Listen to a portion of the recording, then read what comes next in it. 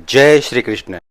श्री भगवानुवाच मयि आसक्तमनः पार्थ योगम युञ्जन् मताश्रयः असंशयं समग्रं माम यथा ज्ञास्यसि तच्छृणु। श्री भगवान ने कहा, हे पितापुत्र, अब सुनो कि तुम किस तरह मेरी भावना से पूर्ण होकर और मन को मुझ में आसक्त करके योग अभ्यास करते हुए मुझे पूर्णतया संशय रहित होकर जान सकते हो। ज्ञानम ते अहम सविज्ञानम इदम वक्ष्यामि अशेषतः यद ज्ञात्वा नेह भूयो अन्यत ज्ञातम अवशिष्यते। अब मैं तुमसे पूर्ण रूप से व्यवहारिक तथा दिव्य ज्ञान कहूँगा। इसे जान लेने पर तुम्हें जानने के लिए और कुछ भी शेष नहीं रहेगा। मनुष्याणाम सहस्त्रेषु कश्चित् यतति सिद्धये यतताम अपि सिद्धानाम कश्चित् माम वेत्ति तत्वतः।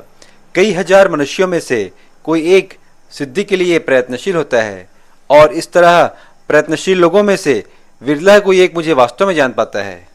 इस श्लोक का तात्पर्य स्पष्ट है कि हजारों मनुष्यों में से शायद ही कोई मनुष्य यह जानने में रुचि रखता है कि आत्मा क्या है, शरीर क्या है और परम सत्य क्या है। और इस तरह रुचि रखने वालों में भी शायद ही कोई एक यह जान पाता है कि भगवान कृष्ण समस्त कारणों के कारण हैं, आदि पुरुष गोविंद हैं, ईश्वरः परमः कृष्णः सच्चिदानंद विग्रहः अनादि आदि गोविंदः सर्व कारणम कारणम। सच्चित आनंद भगवान कृष्ण परम भगवान हैं, वे आदि पुरुष गोविंद हैं और इस सृष्टि की रचना के लिए समस्त कारणों के भी कारण हैं। भूमि आपो अनलो वायुः खम मनो बुद्धि एव च अहंकार इत्ययं मे भिन्ना प्रकृति अष्टधा। पृथ्वी, जल, अग्नि, वायु, आकाश, मन, बुद्धि तथा अहंकार, ये 8 प्रकार से विभक्त मेरी अपरा प्रकृतियां हैं। इस अध्याय में भगवान की शक्तियों को 2 भागों में विभक्त करके बताया गया है। एक है अपरा शक्ति और दूसरी है पराशक्ति। भौतिक तत्वों के रूप में भगवान का प्रकट्य ही उनकी अपरा शक्ति है। इस श्लोक में 8 भौतिक तत्वों का वर्णन किया गया है, जैसे आकाश, वायु, अग्नि, जल, पृथ्वी, मन, बुद्धि तथा अहंकार। अगले श्लोक में भगवान ने अपनी दूसरी शक्ति अर्थात पराशक्ति का वर्णन किया है।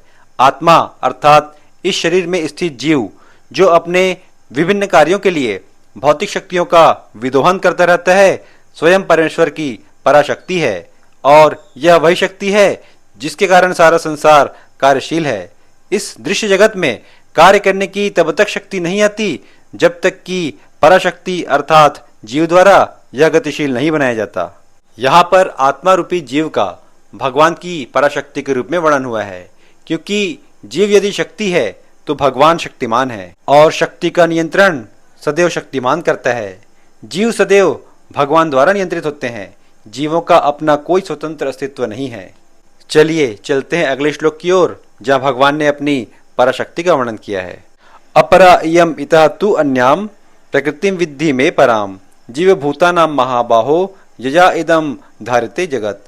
हे महाबाहु अर्जुन, इनके अतिरिक्त मेरी एक अन्य पराशक्ति है जो उन जीवों से युक्त है जो इस भौतिक अपरा प्रकृति के साधनों का विदोहन कर रहे हैं। एतत् योनिनि भूतानि सर्वाणि इति उपधारय अहम कृष्णस्य जगतः प्रभवः प्रलयस्तथा। सारे प्राणियों का उद्गम इन दोनों शक्तियों में है। इस जगत में जो कुछ भी भौतिक तथा आध्यात्मिक है उसकी उत्पत्ति तथा प्रलय मुझे ही जानो। गीता के श्लोकों को क्रमशः सुनने के लिए आप हमारे प्लेलिस्ट पर जा सकते हैं। राधे राधे।